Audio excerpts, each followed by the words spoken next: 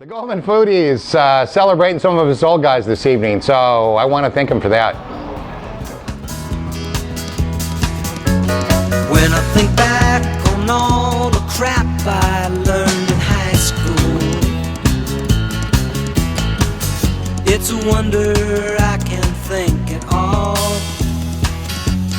And my lack of education hasn't hurt me none. The key in this business, look at me, I've been around for 30 years. Consistency, consistency, consistency, consistency. I understand the old timers, and there's a lot of love for all this, like the same food, and everybody loves it. Let's keep doing it, but let's try something new. Show me what you can do. And right away the flowers and things and the beautiful stuff and everything comes out, sticks out, and the food is this big, and there is nothing there. And food is about taste. It's about flavor. It's not putting wild ingredients together on some crazy plate. You're not being honest to yourself. If you're not the kind of person to be cooking with foie gras and caviar, don't do it. Because it's pathetic. It doesn't, ring true. And sometimes it tastes pretty damn awful. I'm sorry to say that. When I take a look at an older menu, I want to do something that has absolutely nothing to do with that menu. It's kind of, I do go out sometime and check what they do, and I try to be nice. That was great, it was special, guy, you have really your own way to make things. And if you're cooking a dish that is a hit, I have a few dishes I've been cooking for 30 years, and I dare not take them off the menu. Stick with it. Actually, I'm really sick of is putting ice cream on top of cookies. People seem to love that shit. If I see another Pizookie, I will die. When I grew up, everything was from the farm. We only had farm food because we were poor, and we only ate what the soil gave us. And thank God I used to live in the country. So my father had a 20,000 square feet garden. Imagine, we had the best tomato, the best beans, the best potatoes, garlic.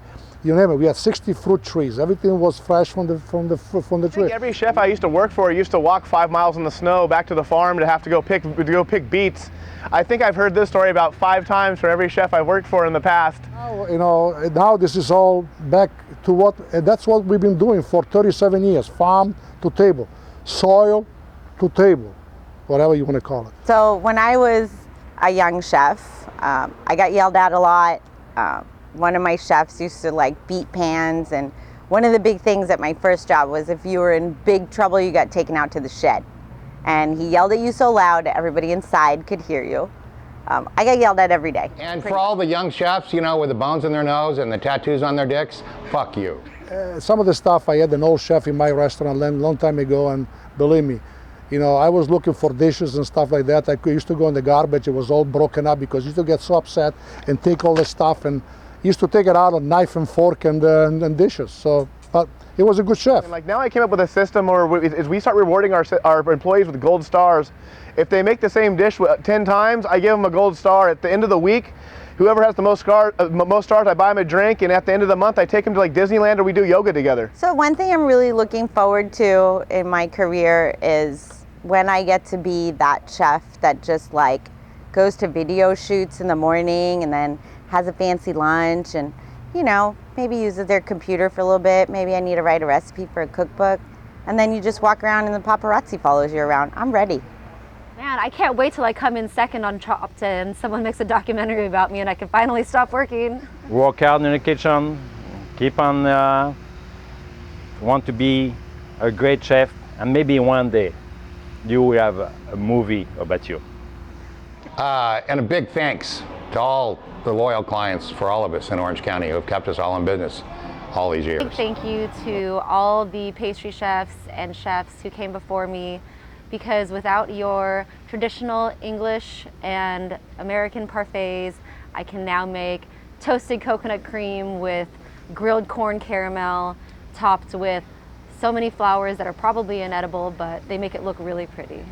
Yeah, honestly, without these guys of Chef Alan and Pascal, none of us would be here. And I really look up to them so much and thank them for taking care of us so well. They really showed us the way how to do it. I love the old guys. The old guys are great. They're the reason why we get to do what we do here in Orange County. Seriously, thank you all for doing everything that you did that allows us to do what we do. Thank you very much. When people come and say, you know, I really enjoyed eating such and such thing and I remember it and brought my kids to enjoy it, it makes your day. Sunny day.